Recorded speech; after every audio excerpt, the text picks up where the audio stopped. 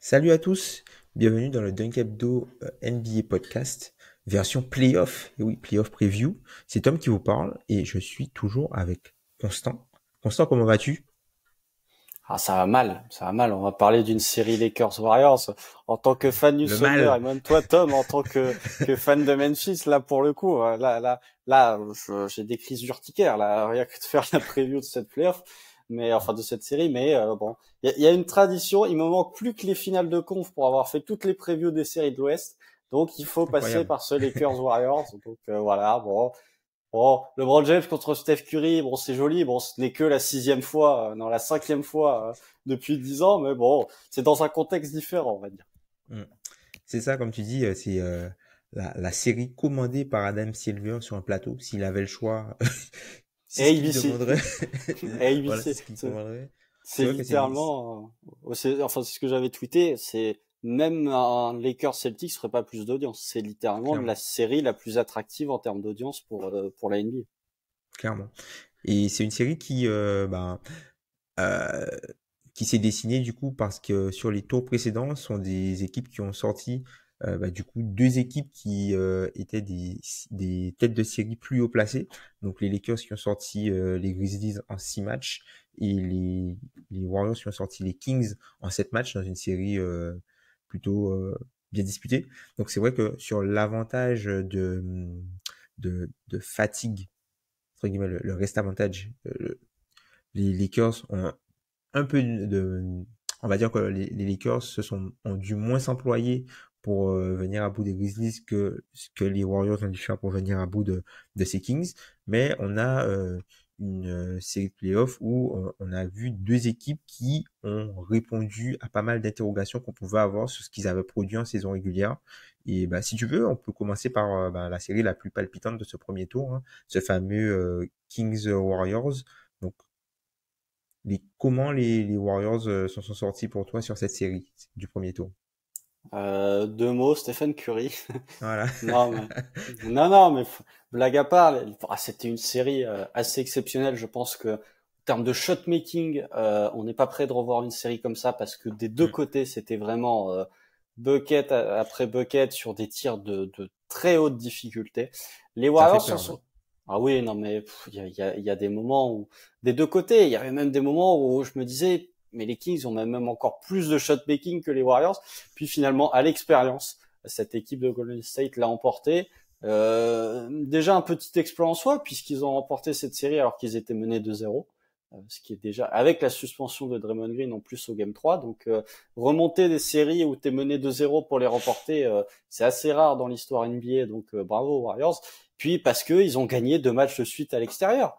Ce qu'ils n'avaient Ouais. pas fait, hormis les 2 derniers matchs de la saison régulière, sachant que les 2 derniers matchs, c'est Phoenix sans KD et sans non, c'est peut-être pas Phoenix, mais en tout cas le dernier, c'est à Portland contre le tank manager de C'est, Portland. c'est les Kings, c'était les Kings. Je crois que ce sont Ah, les c'était les Kings de Kings, l'avant-dernier match qui ont reposé tout le monde pour pas griller les Hawks potentiellement pour la série. c'était les Clippers, oui, c'était les Suns et les Warriors, c'était les Kings. Et donc voilà, c'était C'est ça. les 2 derniers matchs à l'extérieur, c'était des victoires des Warriors. Et hormis ça, ils avaient jamais remporté 2 matchs à l'extérieur de suite. Et ils remportent ce Game 5 et ce Game 7 avec une série où Steve Kerr s'est adapté beaucoup à ce qu'a proposé Mike Brown. Il a proposé pas mal d'alternatives, notamment le plus gros changement de ce qu'a proposé Steve Kerr, c'est de faire sortir Draymond du banc à Ouais, partir du Green moment où Duban, il est ouais. revenu de suspension. Bon, il l'a quand même remis sur le Game 7, donc on voit que Steve Kerr se repose sur ses acquis. En même temps, bon, quand t'as un groupe qui a vécu autant de choses, c'est normal de reprendre le même 5 majeur. Mais avec une série de Steph Curry et surtout un Game 7 absolument incroyable, 50 points, bon, franchement, c'est sujet à débat, mais c'est peut-être le meilleur match de Stephen Curry en playoff. L'an dernier contre Boston en finale, il en avait mis de très gros, mais là, enfin voilà, j'étais impressionné du match de Steph Curry, avec une série que j'ai trouvé plutôt bonne d'Andrew Wiggins et évidemment la série de Kevon Looney qui s'est transformée en Dennis Rodman sur cette série où il prenait rebond en off après rebond off. Donc voilà, il y a eu du bon du côté de Golden State, il y a eu du très bon, il y a eu du moins bon. La série de Jordan Poole est quand même assez calamiteuse. Klay Thompson était sur courant alternatif, Draymond a été bon quand il était présent sur le parquet. Disons que À partir de son retour de suspension, il s'est calmé un peu sur le trash talking et sur les déclarations pour vraiment se recentrer sur le basket. Donc voilà, victoire en 7 de la part des Warriors, à l'expérience. Et maintenant, il se présente face à un adversaire où il possède en plus l'avantage du terrain. Donc double bonus pour Golden State. Mm. C'est vrai que ces Warriors ont, voilà, encore une fois, hein, 28 séries playoffs, du coup, désormais, où ils gagnent au moins une victoire à l'extérieur. C'est incroyable, c'est incroyable comme stat. Ça va être l'une des stats, un peu les stats Chamberlain où il y a que lui. Tu vois, ça va être une des stats qui va rester, je pense, très longtemps. Et voilà, ils ont réussi. Alors, quand ils étaient dos au mur, tu vois, au moment où ils sont menés 2-0, il y a la suspension de Draymond Green qui tombe. Ils ont su trouver les solutions pour, du coup, gagner ce match coup près, parce que s'ils tombaient à 3-0, là, ça aurait été beaucoup plus compliqué.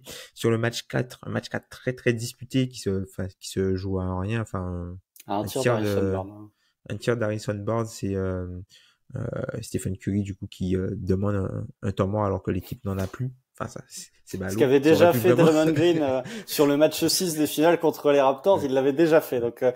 disons que les fans des Warriors doivent analyser des tapes de Chris Webber du côté de Michigan. Enfin, je sais pas comment ils font, mais et ça arrive 2 fois la même équipe. Dans mes souvenirs, c'est la seule équipe qui a fait ça.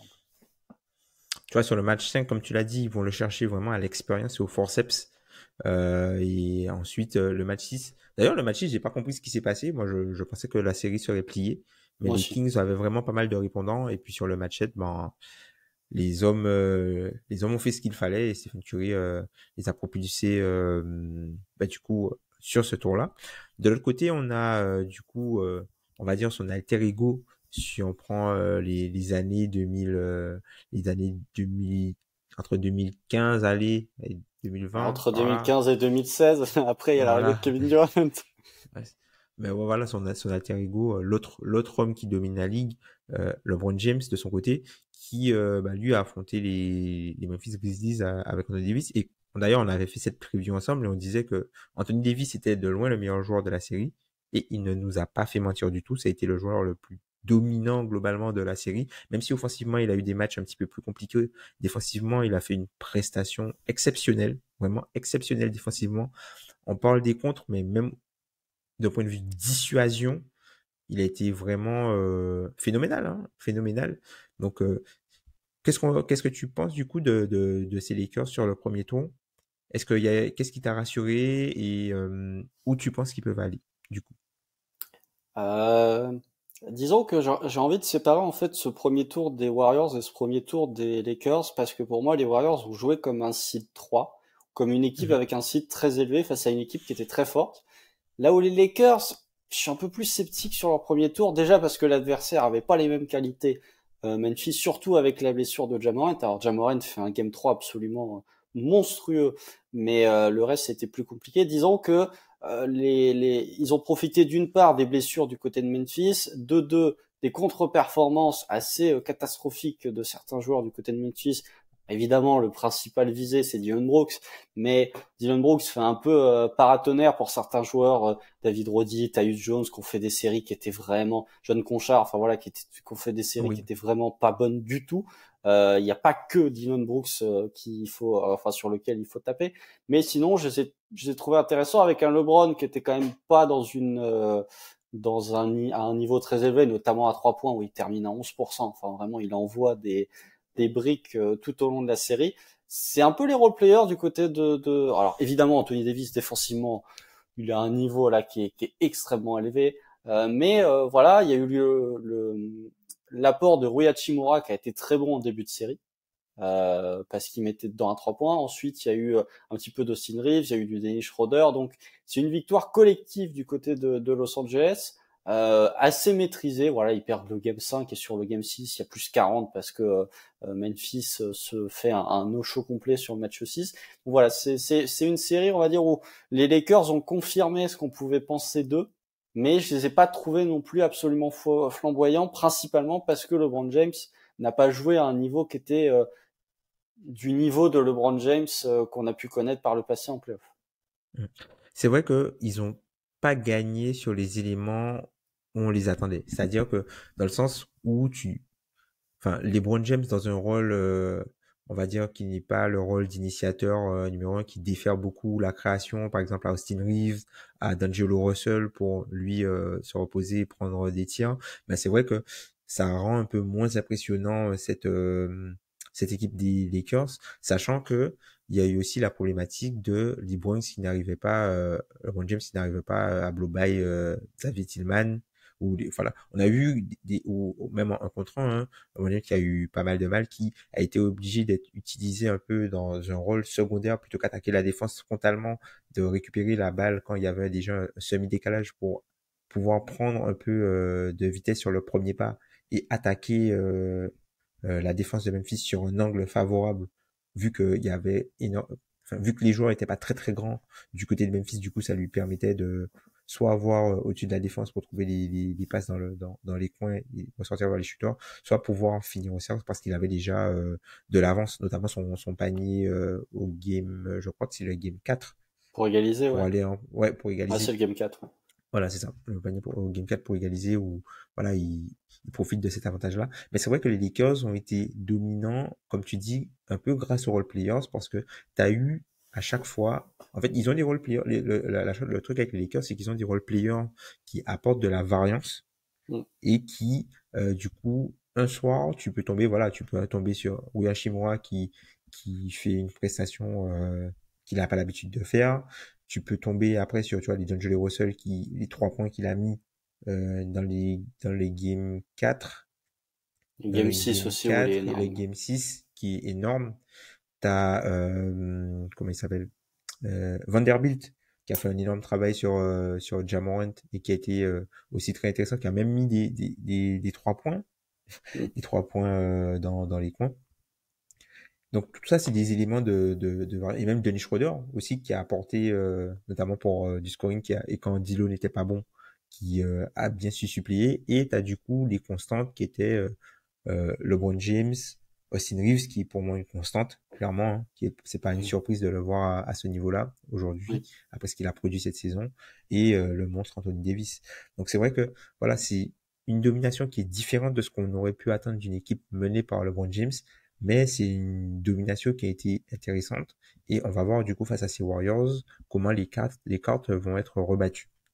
Donc du coup, on a parlé un peu de LeBron James, on a parlé dans notre preview précédente du coup qu'Anthony Davis était le meilleur joueur des Lakers en ce moment. Si on fait du coup notre fameux classement des meilleurs joueurs de la série, qu'est-ce que ça donne pour toi, Constant? Alors en 1, Kevin Looney, bien sûr. Non, non, ouais. Non, non, en 1, bon bah Steph Curry, je pense que y a pas besoin d'épiloguer 150 ans dessus. En 2, je crois que je l'avais déjà dit quand on avait fait la série contre Memphis. Je maintiens encore plus avec ce premier Anthony tour, c'est Davis. Anthony Davis le meilleur joueur des Lakers. Et Ouais. troisième, je garde quand même LeBron James. On va peut-être me taper dessus dans les commentaires pour la part des fans des Warriors, mais bon, même un LeBron James à 50% de son niveau d'il y a 2-3 ans, reste quand même le troisième meilleur joueur de cette série, même si je suis prêt à dire qu'il y a plus d'écart de niveau entre Anthony Davis et LeBron James qu'il n'y a d'écart entre Steph Curry et Anthony Davis. Je pense qu'il y a Oui, plus je vois ce que d'écart tu veux entre dire. le deuxième et le troisième meilleur joueur de la série qu'entre le premier et le deuxième meilleur joueur. Ça veut pas dire que Steph Curry est pas à un niveau exceptionnel, hein, mais Anthony Davis, là, il y a la bulle qui est une anomalie parce qu'il mettait tous ses jump shots. On a peut-être la meilleure version d'Anthony Davis. En tout cas, défensivement, j'ai pas vu une version aussi solide d'AD depuis son arrivée en NBA. Mm. Clairement, clairement. Bah, je serais sur exactement le même classement que toi. Exactement le même classement que toi.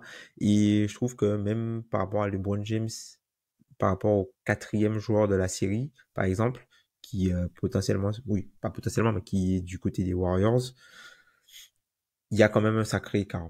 Après, c'est au niveau du supporting cast comment ça s'arrange et à quel point tu prends pas le bouillon sur le match-up du meilleur joueur de la série, puisque contrairement potentiellement aux séries précédentes, il y a pas de match-up entre les différents meilleurs joueurs de la série. C'est-à-dire Oui, qu'ils sont pas, il n'y a pas de confrontation frontale quoi entre. Il y c'est aura pas Fox potentiellement, je contre pense, Curry, quoi. voilà, c'est ça. Il y aura potentiellement des cross-matchs, mais on n'est pas censé avoir des affrontements. D'ailleurs, en parlant de cross-match, on va partir sur la fenêtre de titre. la fenêtre de titre, puisque ce sont des joueurs qui sont habitués à être dans les prétendants, encore une fois, hein. Ils sont dans leur troisième, voire quatrième contrat. Voilà, voire les gros cinquième. super, voire cinquième contrat, les gros superstars de la ligue qui sont dans le dernier tiers du DH20 pour la plupart, ou du moins qui sont très très haut placés. Alors, cette fenêtre de titre pour ces deux équipes, on peut dire que c'est la même. Ouais, peut-être pas que c'est la même quand même, puisque les Lakers, je l'avais dit quand on avait fait la preview face à Memphis, c'est quand même un groupe jeune, enfin un groupe revigoré, puisque ok, tu as LeBron James et Anthony Davis et Dennis Schroeder qui est revenu, mais t'as quand même Austin Reeves qui était pas là lors du titre de la bulle. Enfin, t'as tous ces joueurs-là qui sont arrivés durant la trade deadline. Austin Reeves n'est pas arrivé durant la trade deadline, vous avez compris ce que je voulais dire. T'as l'arrivée de D'Angelo Russell, donc c'est un groupe vraiment qui vit ses premiers playoffs ensemble, emmené bien sûr par l'expérience en playoff de LeBron James, même d'Anthony Davis qui à New Orleans a joué quelques playoffs et puis du côté de Los Angeles a quand même été champion, donc il a une expérience qui peut apporter, même si c'est évidemment pas l'expérience de LeBron James. Donc, et alors que du côté des Warriors, bah, c'est globalement les mêmes et on recommence depuis 10 ans, quoi. C'est que les coutures changent, mais le moteur reste le même. Donc voilà, tu as toujours ce quatuor, enfin ce trio, non ce quatuor entre C'est quoi, tu Steph, vois? Clay, Draymond et Steve Kerr. C'est vraiment un quatuor. Tu as Ah, Kevin, je pensais que tu rajoutais Looney. ben, Dans quoi, tu j'allais vois? te dire, non, mais pour moi, c'est vraiment ces quatre-là qui, à partir du moment où Ouais. tu as inséré Steve Kerr, sont devenus énormes. Ouais. C'était mon point suivant. J'allais dire que Kevin Looney commence à avoir pas mal de vécu avec cet effectif des Warriors, puisqu'il est là, même les filles. 2018, il est champion, je crois, si je ne dis pas de Oui, bêtises. oui, oui, oui, C'est oui, la oui. draft 2017, Kevin Looney. Oui.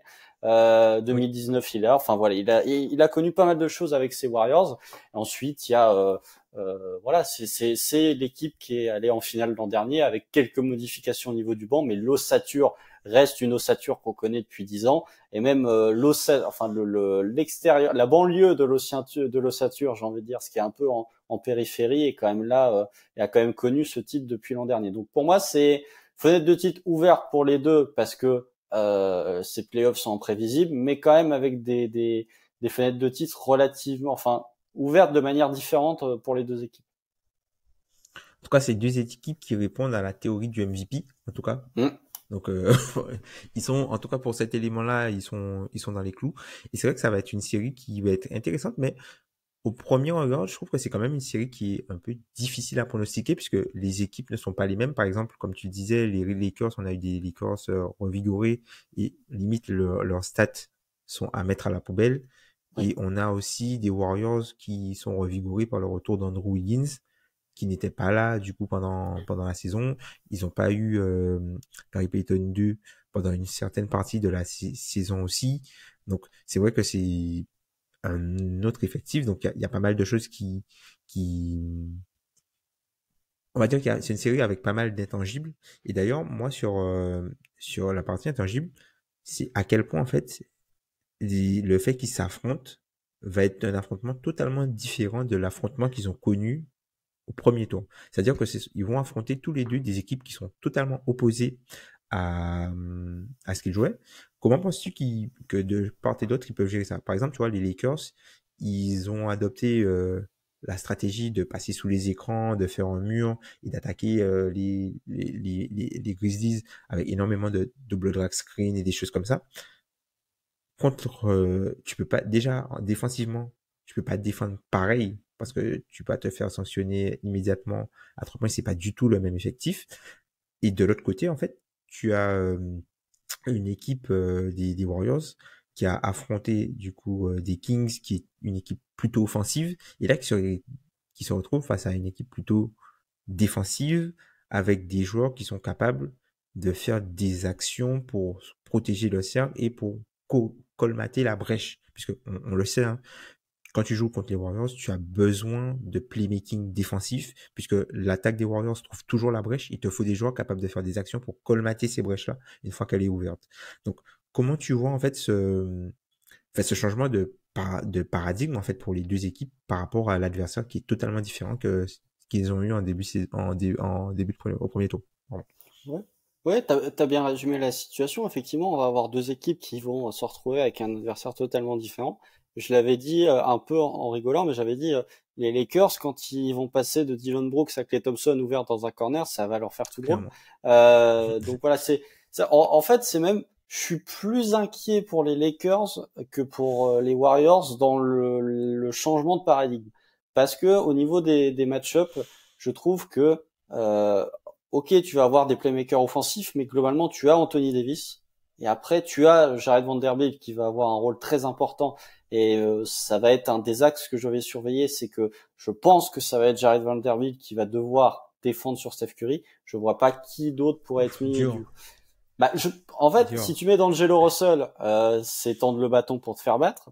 Si tu mets Austin Reeves est un bon défenseur, mais je le vois pas défendre sur Steph Curry et encore moins Hmm. le projeter off-ball.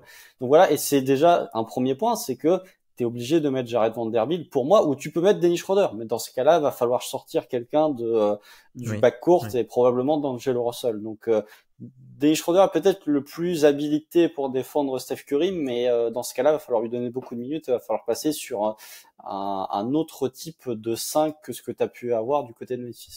Donc du côté de Golden State, ça va être une équipe où effectivement les Lakers ne vont pas pouvoir se dire on va leur laisser le 3 points en espérant qu'ils ratent, puisque si tu fais ça contre Golden State, tu peux déjà faire tes bagages.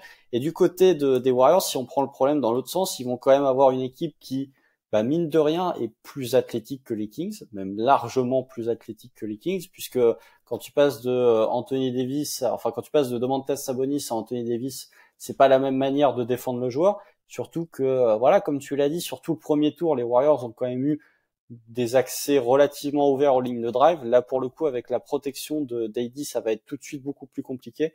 Ils vont devoir s'adapter. Ils avaient justement, c'était ça que je trouvais intéressant sur ce premier tour contre les Kings, c'est qu'il y avait de la variance dans le jeu, hormis la première mi-temps du game 4 ou 5, où ils tentent 25 3 points. Je ne dis pas de bêtises, je sais plus quel match c'est. Euh, c'est le game 5. Oh, je sais plus. Ouais, je crois, ouais. Vous me corrigerez si je dis des bêtises, vous préciserez, mais il y a vraiment une première mi-temps où Golden State ne fait que tirer à 3 points. Et Effectivement. deuxième mi-temps, ils passent sur du drive. Et là, pour le coup, ils se sont mis à dominer la match-up contre les Kings. Donc, je trouvais ça intéressant. Et justement, le retour d'Andrew Wiggins permet de retrouver cette alternance avec du 3 points, voilà les splash bro, et du jeu un peu plus intérieur, mi-distance avec Andrew Wiggins. Donc, au changement de paradigme, je suis plus confiant sur la capacité que vont avoir les Warriors à s'ajuster à ce que vont proposer les Lakers défensivement, plutôt que du côté des Lakers où défensivement tu vas avoir une équipe tout autre, tu vas même avoir le radical opposé de ce que tu as eu du côté de Memphis, et ce manque de vrais joueurs que tu peux mettre sur le point of attack, donc sur Steph Curry, m'inquiète un peu plus. C'est vrai que effectivement, quand tu regardes la profondeur des Lakers, elle est plutôt dans la raquette. En fait, la profondeur des Lakers, là où la profondeur des Warriors est plutôt sur le périmètre. Enfin, en tout cas, par rapport aux joueurs qui jouent. Et tu vois, par rapport à la série des Kings, on pensait qu'on verrait pas beaucoup Jordan Poole. Mais je pense que sur cette série-là, je pense que c'est quelqu'un qu'on va voir un peu plus, puisque euh, Steve Kerr peut se dire que les Lakers n'ont pas la puissance de feu, en fait, pour soir après soir, aller scorer 115, 120, 125, quoi. Donc, rajouter, bah, après, c'est vrai que Poole fait un premier tour un peu chaotique, avec Ouais, des choix très douteux très douteux, très peu d'adresse, et surtout, tu as l'impression qu'il est pas concerné vraiment par ce qui se passe. Il joue sa partition un peu en soliste, et malheureusement, enfin, pour l'instant, ça suffit, puisque ils ont pas eu, enfin, ils ont pu trouver des solutions en s'appuyant sur Steph Curry, qui reprenait ses tirs. Mais voilà, Steph Curry va pas pouvoir continuer à jouer 40 minutes, 40 minutes, 40 minutes, 40 minutes comme ça à son âge et à être aussi bon, quoi. Donc c'est vrai que ce sera à surveiller euh, côté Lakers et même côté Warriors, pardon, et côté Lakers, c'est vrai que tu vois, pour la question de Steph Curry, je me dis que ben, là, comme c'est un match-up où il y a pas mal de shooters de l'autre côté, ils vont devoir plutôt s'orienter vers des joueurs qui savent bien naviguer entre les écrans, notamment et qui sont disciplinés par rapport à tout ce qui est relocation et tout ça, des choses que les Lakers n'avaient pas l'habitude de voir, en tout cas n'ont pas vu contre les Grizzlies. Donc tu vois, tu as parlé de Dennis Schroeder, il y a Austin Reeves qui est plutôt bon en fait sur tout ce qui est chasser les joueurs des écrans. Après, tu vas être peut-être obligé, peut-être que tu vois, Hachimura, peut-être qu'on va pas le voir tant que ça au final. Peut-être qu'on va pas le voir tant que ça et qu'il va être remplacé par quelqu'un sur le périmètre. Tu vois, peut-être Bissier qui va peut-être faire son retour dans la série parce qu'il y aura peut-être besoin de 3 points. Troy Brown, peut-être. Ouais. C'est pas sûr, Déjà, on est ça, obligé de rentrer dans les noms obscurs, tu vois, comme ça. ouais, ça pose Parce... déjà une première problématique, effectivement, puisque Oui, c'est ça. même au niveau de la profondeur de banc, du côté des Warriors, on a vu un Dante DiVincenzo qui a été bon en début de série. On a vu du Moses Moody qui a été utilisé avec Par parcimonie, parcimonie, ouais. avec Oui. parcimonie, mais qui a pas été non plus complètement inintéressant. Et effectivement, je pense que même s'il a été mauvais, ce line-up de pool party, je serais pas surpris qu'on le revoie utilisé dans cette série, parce que effectivement, déjà d'une part, bah t'as pas même du côté, même si tu prends le problème défensivement, je trouve que Poole défensivement va avoir moins de tâches à effectuer sur les extérieurs des Oui. Lakers que sur les Oui. extérieurs des Kings, où là pour le coup Oui. il était ciblé par Malik Monk qui a fait une série énorme, par De'Aaron Fox, etc. Donc je trouve que jouer aux Lakers remet un peu Poole dans le match entre guillemets, en tout cas va lui permettre d'avoir une match-up plus simple que ce qu'il a pu avoir du côté de Sacramento. Mm. Et il va être important parce qu'aujourd'hui, par exemple, on aime bien prendre le jeu des mathématiques, hein, et par exemple, à 3 points, aujourd'hui, les Warriors portent avec 12 points d'avance. Mm. Alors, le moyen que les Lakers seront pour compenser ça, encore une fois, ça va être avoir plus de possession, sachant que ça, c'est deux équipes qui ont été très fortes en première, enfin sur le premier tour sur le rebond offensif. Les Warriors avec Looney et les Lakers avec Anthony Davis. Et de l'autre côté, tu as aussi le fait que il y a les lancers francs. Donc Mm. avoir plus de possession et plus de lancers francs, puisque les Lakers sont une équipe qui arrive à avoir pas mal de lancers, euh, donc qui va leur permettre de compenser potentiellement ce jeu de maths. Mais Steve Kerr pourrait être amené, vu que globalement, tu peux penser que les Lakers n'auront pas assez de puissance de feu pour te suivre, ben, d'augmenter la variance sur le tir à 3 points en faisant jouer des joueurs qui tirent, quoi. Donc, je pense pas que ça va être une série pour Gary Payton 2. Je pense pas qu'on le verra beaucoup. D'ailleurs, il a pas eu énormément de temps de jeu. Il a un des pires euh, plus-minus du coup Mm. de la série précédente. Et même son off fait partie des pires pour parmi les joueurs des Warriors. Donc ouais, je pense qu'on aura un peu de joueurs athlétiques. Je pense qu'on verra un petit peu plus de Kuminga, peut-être en Possible. mission sur LeBron James, des choses comme ça. Mais voilà, je pense que il y aura beaucoup plus de variance côté Warriors et moi j'ai un peu peur pour ces Lakers qu'ils n'arrivent pas à tenir leur rythme. Oui, bah effectivement, il y a un autre point que je voulais souligner, effectivement, dans ce jeu d'avoir plus de possession, essayer de maximiser les pertes de balles des Warriors, puisqu'on sait que les Oui, Warriors, avec leur jeu extrêmement collectif, parfois tendance sur certains matchs à perdre beaucoup de ballons, parfois assez bêtement parce qu'ils veulent toujours créer des décalages et impliquer chaque joueur de l'effectif. Je sais plus qui j'ai vu tweeter ça, mais c'est pas un vrai match des Warriors à l'extérieur tant qu'il n'y a pas une perte de balle assez crade. Je ne sais plus qui a tweeté ça, mais ça me faisait rire. Mais voilà, si les Lakers veulent essayer de combler cette équation mathématique et avoir effectivement plus de possession, il y a les lancers, effectivement, les rebonds offensifs qui vont être très important et tu vas avoir un duel entre AD et Kevin Looney qui va être très intéressant. Mais il y a ce côté turnover, essayer de maximiser ou en tout cas de provoquer des turnovers du côté des Warriors tout en étant de ton côté suffisamment discipliné pour ne pas leur offrir des opportunités aux Warriors de jouer en transition où là pour le coup ta défense va très vite se retrouver exposée avec tous les shooters qu'il va y avoir du côté de Golden State. mm. D'ailleurs, est-ce que tu penses que LeBron James va commencer directement sur Draymond Green et Draymond Green va commencer directement sur LeBron James? Je pense que le Draymond Green va commencer sur LeBron James. Je Mhm, suis pas sûr que LeBron James commence sur Draymond Green. Euh, je, je le verrai plus sur Andrew Wiggins, même si mhm. finalement c'est pas forcément le meilleur calcul, puisque si tu as envie vraiment de reposer entre guillemets LeBron James défensivement, t'as plus envie de le mettre sur Draymond qui est entre guillemets statique puisque c'est le dépositaire du jeu des Warriors et éviter de le faire circuler entre les écrans. Mais je me dis que potentiellement, en fait, j'essaye de voir au niveau des match-up, et là encore, c'est la problématique, c'est comment tu vas réussir à, si tu mets, bon, tu vas mettre Anthony Davis sur Kevin Looney, mais est-ce que t'as pas envie finalement de, pas de diversifier, mais en tout cas de varier les joueurs que va défendre Anthony Davis. Je pense pas que ce sera une match-up fixe, mais que AD va peut-être circuler. Un coup, va défendre sur Draymond Green, un coup, il va défendre sur Kevin Looney, un coup, il va défendre sur Andrew Wiggins. Si je pars du principe que Vanderbilt va défendre sur Steph Curry, bah, ça libère un ailier du côté de San Francisco, donc il va falloir compenser.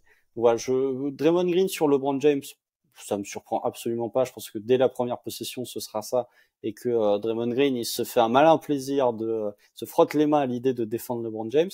Mais du côté des Lakers, je pense que ça va être un peu plus variable au niveau des match-ups, et je serais pas surpris que ça tourne avant, peut-être, au fur et à mesure que la série progresse, de devenir des match-ups un peu plus fixes. Mm. Moi, je me demande, comme ils ont vu que, par exemple, Tillman a réussi à garder LeBron James, est-ce qu'ils vont pas potentiellement tenter Kevin Looney sur lui et d'avoir Draymond en roamer? Un peu, Peut-être. ça, peut-être que ça se tente juste pour tester LeBron, hein, je pense, hein. Mais moi, je vois plus un peu comme toi, je vois plutôt euh, LeBron James gardé vraiment par Draymond Green très tôt. Et il y a la problématique du coup Anthony Davis qui va se poser aussi pour les Warriors, parce que à un moment donné, peut-être qu'ils seront obligés de mettre Draymond Green sur lui, Ouais. puisque voilà, Kevin Looney, ça va pas être le même combat que face à Sabonis. Voilà, Eddie sort d'un premier tour monstrueux où il a été dominant. D'ailleurs, sur le premier tour, c'est le joueur qui a le meilleur plus-minus devant tous les joueurs devant des joueurs des Nuggets. Je crois que il y a lui, Austin Reeves, et ensuite il y a Bruce Brown Mm. qui ont les meilleurs plus moins sur le premier tour.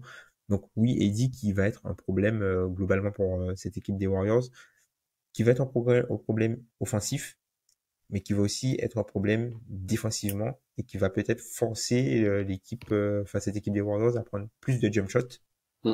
et à du coup augmenter la variance. Oui, oui, effectivement. Du côté des Warriors, on a quand même eu sur le premier tour une utilisation qui était plus élevée d'Andrew Wiggins que ce qu'on avait pu voir par le passé, une utilisation un peu plus réduite de Klay Thompson. Quoique, ça dépendait de certains matchs, mais tu avais plus l'impression que l'option 2 c'était Andrew Wiggins, c'est qu'en fait, Klay Thompson, bah, il se démarquait pour ses tirs à 3 points, il avait de temps en temps, il avait des fades away, mais finalement, Andrew Wiggins c'était vraiment celui qui apportait de l'alternance avec le jeu à 3 points de Steph. Donc oui, défensivement, ils vont avoir des problématiques. Après, c'est là où je suis plutôt confiant, plutôt inquiet du côté pour les Warriors et plutôt inquiet pour les Lakers, c'est que Anthony Davis, euh, quand il va falloir défendre le meilleur joueur, à savoir Steph Curry, j'ai du mal à voir comment il va essayer de le limiter. En fait, c'est l'inverse des Grizzlies où t'avais Ja Morant qui est un joueur qui va énormément au cercle. Bah, Mm. avec Anthony Davis en protecteur de cercle, c'est rassurant et du coup, ça permet de limiter ton joueur star adverse. Là, on l'a vu sur ce Game 7, même avec un Klay qui passe à côté et qui passe pour le coup vraiment à côté de son match 7, bah, quand t'as un Curry aussi stellaire, alors il va pas tourner à 50 points, hein, sur toute la série, mais quand t'as un Curry aussi stellaire, les Warriors, en fait, sont tout aussi dominants. Donc, Anthony Davis va être un bon protecteur de cercle, et même Curry a drivé sur pas mal de séquences lors de la match-up face au King. Je me dis, quand il va falloir limiter ton meilleur joueur, Anthony Davis va être un bon protecteur de cercle, mais pour Steph Curry, je vois pas trop ce qu'il va pouvoir faire. Alors que si on Ah, prend ouais. excuse-moi, si on prend le problème dans l'autre sens, comment les Warriors vont pouvoir limiter le meilleur joueur des Lakers, à savoir Anthony Davis, je trouve que Kevin Looney et Draymond Green m'apportent un peu plus de sécurité dans ce domaine-là. Oui, c'est vrai qu'il y aura moins de chantiers normalement au rebond puisqu'il y aura plus de densité physique au niveau des Warriors. Les joueurs sont un peu plus grands et puis potentiellement, je trouve que, enfin, Steph Curry, tu peux pas tout lui donner. C'est-à-dire que ça a été ça le problème des Kings, c'est-à-dire qu'il mettait dedans à 3 points, il avait le jeu intermédiaire et il avait la finition au cercle. Mm. Donc, peut-être que, voilà, comme on dit souvent NBA, Rim is King. Si avec Anthony Davis, tu peux un peu lui enlever le cercle et lui donner plus, entre guillemets, de 3 points et et de distance long voire court, bah tu lui enlèves le cercle et du coup tu ne veux jamais donner tu ne veux jamais enlever des tirs au cercle pour des 3 points pour le meilleur shooter de l'histoire. C'est sûr. Mais parfois, mais parfois t'as pas d'autre choix que ça. Mais ça va être intéressant de voir, ben, comment il gère. Parce que tu vois, Sabonis, parfois, dans son match-up, il l'oublie. Alors, c'est pas qu'il oublie, hein. C'est-à-dire que il, il gardait pas Draymond Green. Et ce qui Mm. se passait, c'est que quand il gardait pas Draymond Green, bah, tout de suite, Curry remontait, fait un main à main. Sabonis est trop bas, 3 points, fini. Tu vois? Ouais. Comment, bah, du coup, un gars comme Anthony Davis va s'adapter, du coup, à la défense, notamment le Draymond Green. Et c'est pour ça que je le dis, moi, je pense que ce sera plus LeBron qui sera sur lui par rapport au côté cérébral, quoi. Le côté, tu sais que si tu le laisses, c'est potentiellement une action côté opposé qui va se jouer, il va recevoir le ballon et là où tu crois qu'il est pas dangereux, il y a Curry qui va remonter, t'as un gars qui va couper ligne de fond, c'est un dunk ou un 3 points quoi. Ouais, non, mais moi je suis d'accord avec toi. Effectivement, le côté cérébral, le côté playmaking de Draymond Green peut parfois créer des décalages pour les autres. Et si effectivement tu oublies complètement Draymond Green, bah t'as affaire à un joueur tellement intelligent en attaque que ça peut te sanctionner directement si t'es trop loin. Donc après, LeBron James, on sait que pour ce qui est de la défense entre guillemets off-ball, cette saison, c'est pas forcément ça. On a retrouvé du LeBron James en défense off-ball. Moi, il m'a À fait penser sur l'économie. certaines séquences à ce qu'il faisait en 2018 avec les Cavs, quoi.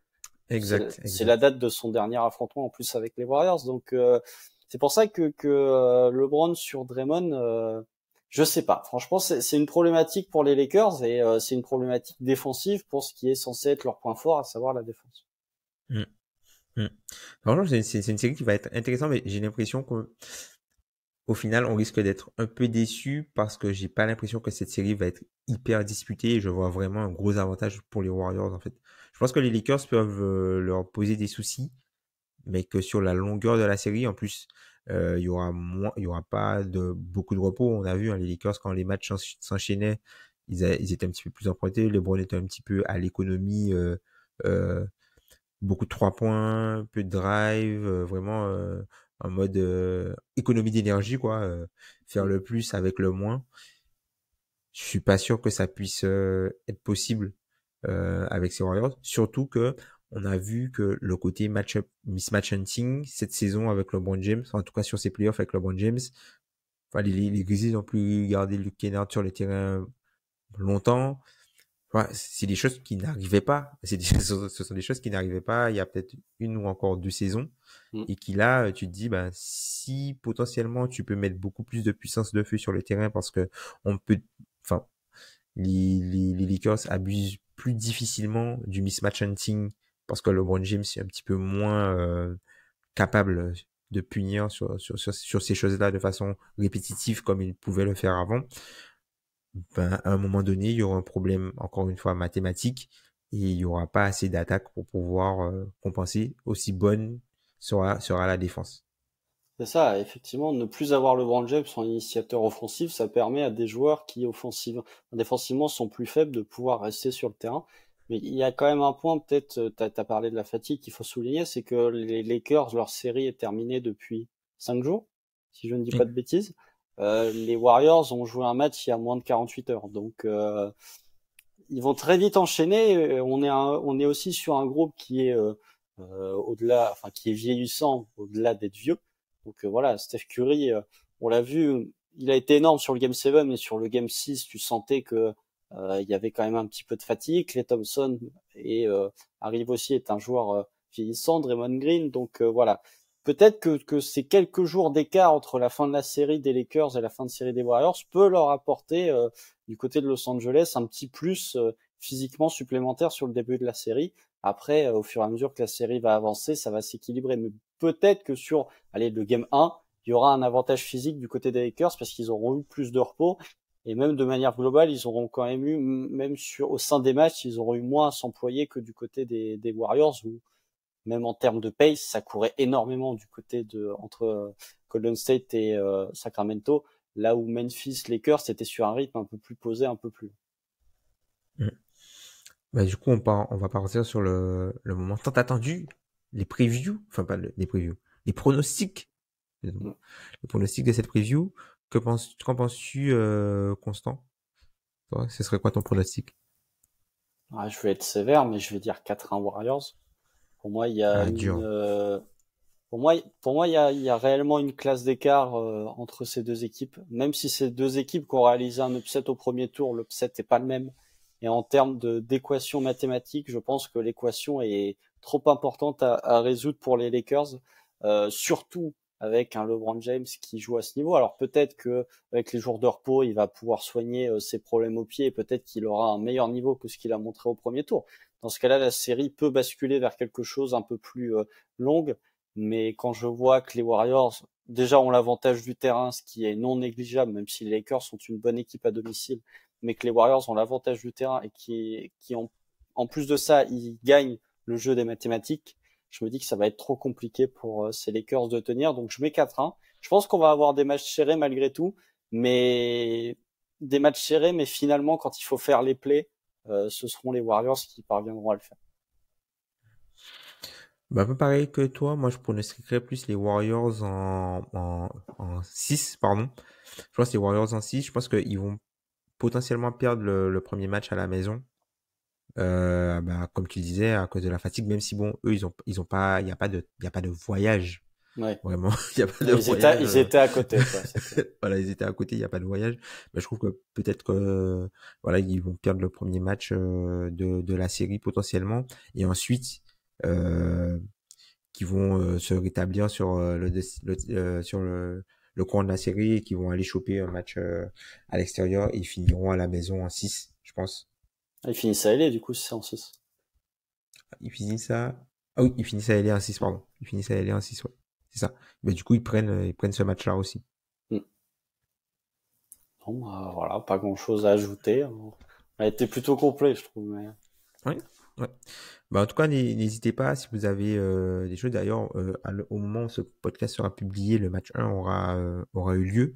Donc, du coup, vous pouvez voir si on a dit des hérésies ou si on s'est Quand, potentiellement pas trompé. quand à la fin du game 1, il y aura 35-12 de LeBron James, c'est que les gens vont écouter cette preview.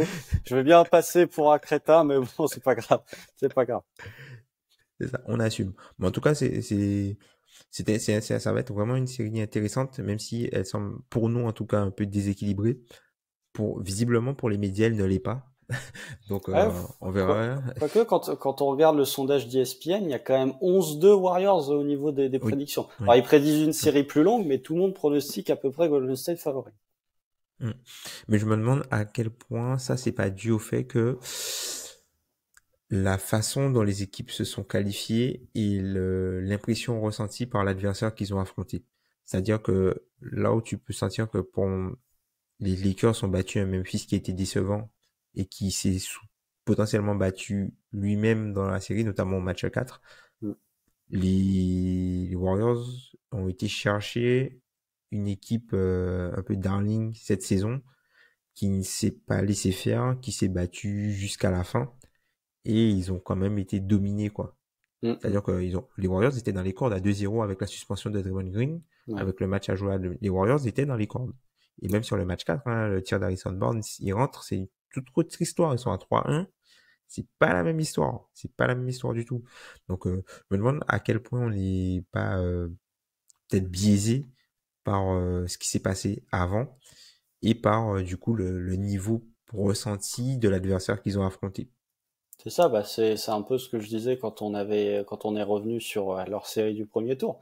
Effectivement, et il y a le côté finish où bon les Lakers dominent de pauvres Grizzlies, alors que du côté de Golden State, t'as vraiment ce match 7 qui sonne tout comme un statement game de la part de Golden State. Donc je pense que tu vois, on peut pas avec un effectif aussi expérimenté, on peut pas s'attendre que le game 1 soit le contre-coup du game 7 et qu'ils soient désintéressés. Je pense que à peine le game 7 terminé, ils ont célébré 2 minutes, après ils se sont dit bon allez, next one. Donc même sur ça, alors que si les Kings par exemple étaient passés en 7, je pense qu'ils auraient pu avoir ce contre-coup sur le game 1 face aux Lakers. Donc ouais, peut-être qu'on est biaisé par le finish, mais je trouve que même si on est biaisé, ça dit pas mal de choses. Enfin, l'adversaire affronté dit pas mal de choses quand même du niveau des deux équipes. Ouais, totalement d'accord. Mais c'est sur ces bons mots, on va conclure cette preview, Constant. Bah, on vous invite à nous écouter sur toutes les plateformes d'écoute, Spotify, Deezer, et aussi de nous suivre sur les réseaux sociaux, notamment sur Twitter, où on peut échanger aussi sur YouTube. Bon, Constant, je te remercie du coup. Ouais. Et puis, on vous invite aussi à aller écouter Constant qui a noté les joueurs du Thunder cette saison, les joueurs du Thunder cette semaine sur leur saison. Et on salue également Pierre. C'est vrai qu'on n'en parle pas, on n'en parle pas souvent du Thunder, même entre nous. Mais faut saluer le travail que vous faites à We Are Thunder.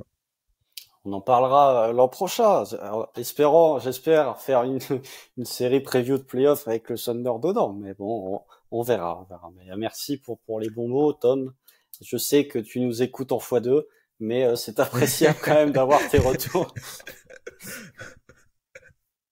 C'est ça. Bon, en tout cas, salut à tous et bon match. Salut!